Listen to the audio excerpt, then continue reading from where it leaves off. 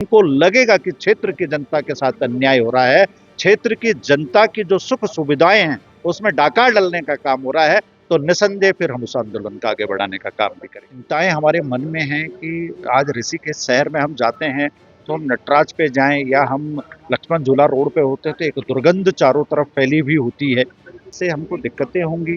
तो यहाँ का जनजीवन, यहाँ का बच्चा, यहाँ का जो कल का भारत देश का भविष्य है, उस दुर्गंध से बीमारी में अगर पल बढ़ के बड़ा होगा तो एक उज्जवल भारत की कल्पना तो हम वैसे भी नहीं कर सकते। से हमने उसको कहा था कि जो रिहायश है, जो आबादी है, उससे लगभग 2 किलोमीटर पीछे इसको किया जाता। तो शासन प्रशासन ने उसकी अनसुनी करी। तो पवन जी, आपके पास एक और चुनौती हम देख रहे हैं, बिल्कुल आपके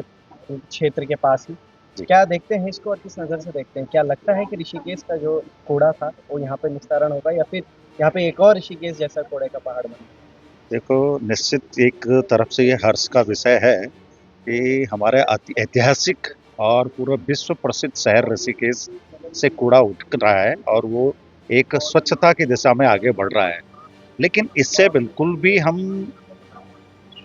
ये नहीं कह सकते कि बिल्कुल हमारी चिंताएं नहीं हैं। एक तरफ उधर हर्ष व्यक्त हो रहा है तो चिंता लाजमी है कि हमारे चेहरों पे आ रही है कि जो हमारा ये क्षेत्र था, जो कि शुद्ध पर्यावरण के बीच में था, चारों के तरफ हमारे जंगल थे और बहुत शुद्ध पानी, बहुत शुद्ध वायु यहाँ पे हम लोग प्राप्त कर रहे थे, और हमारे इस क्षेत्र की जनता ने लगभग 390 दिन तक इसके खिलाफ एक आंदोलन भी किया था। आंदोलन ये नहीं था, कई जगह एक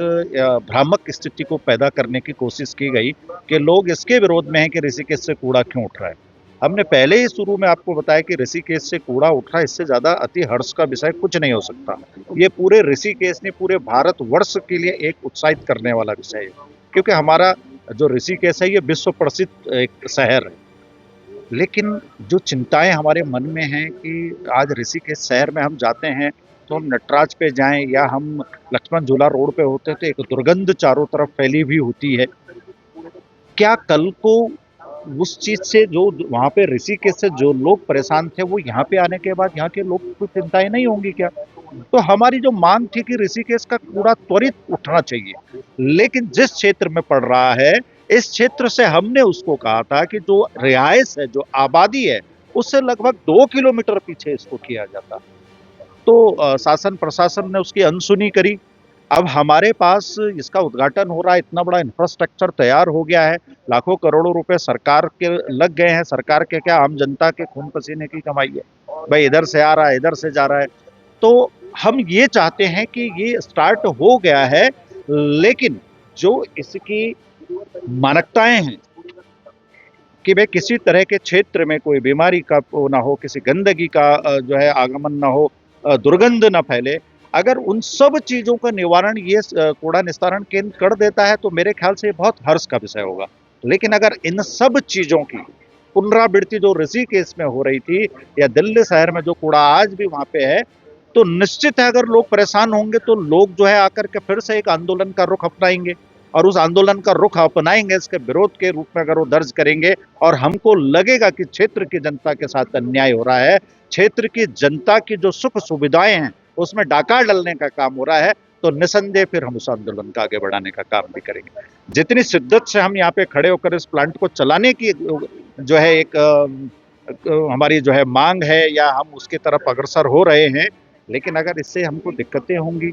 तो यहाँ का जनजीवन, यहाँ का बच्चा, यहाँ का जो कल का भारत देश का भविष्य है, उस दुर्गंध से बीमारी में अगर पल बढ़ के बड़ा होगा तो एक उज्जवल भारत की कल्पना तो हम वैसे भी नहीं कर सकते हैं। तो फिर हम उसको देखेंगे कि किस दिशा में जाना है। लेकिन अभी हम चाहते हैं कि सब लोग सहयोग करें, और जिस तरीके से हमको यहाँ पे बताया जा रहा है कि यहाँ पे कूड़ा डंप नहीं होना है, इसकी जो कैपेसिटी है, भाई आपकी कैपेसिटी 4 रोटी खाने की और आपको 2 ही मिल रहे हैं तो आप 2 मिनट में खा जाओगे। तो अगर इसकी कैपेसिटी ज़्यादा है और हमारे कूड़ा का जो एकत्रीकरण है, चाहे वो नरेंद्र नगर का हो, स्वर्गाश्रम का हो, ग्रामीण का हो, भानियावाला स्वर्गाश्रम का हो, तो वो कूड़ा अगर निस्तारित हो जाता है और इससे आसपास की जनता को कोई फर्क नहीं पड़ता तो बहुत अच्छी बात है। इससे तो अच्छा संकेत कुछ हो ही नहीं सकता। लेकिन दूसरी तरफ दूसरा पहलू है कि अगर इस तरीके की कोई दिक्कतें आती हैं तो निसंदेह उनकी लड़ाई लड़ने के लिए हमको आगे आना पड़ेगा।